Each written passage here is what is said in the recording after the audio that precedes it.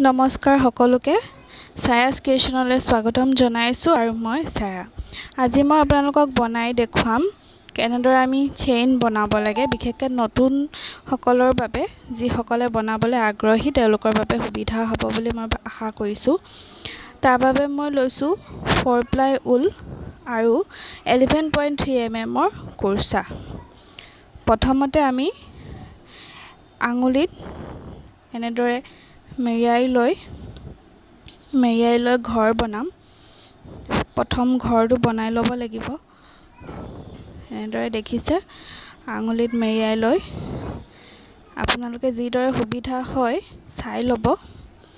মই এইদৰে মেৰিয়াই লৈ প্ৰথমতে ঘৰটো সহজভাৱে বনাই লৈছোঁ। এয়া দেখিছে, এনেদৰে বনাই লৈছোঁ। তাৰপিছত এতিয়া আমি চেইন বনাম।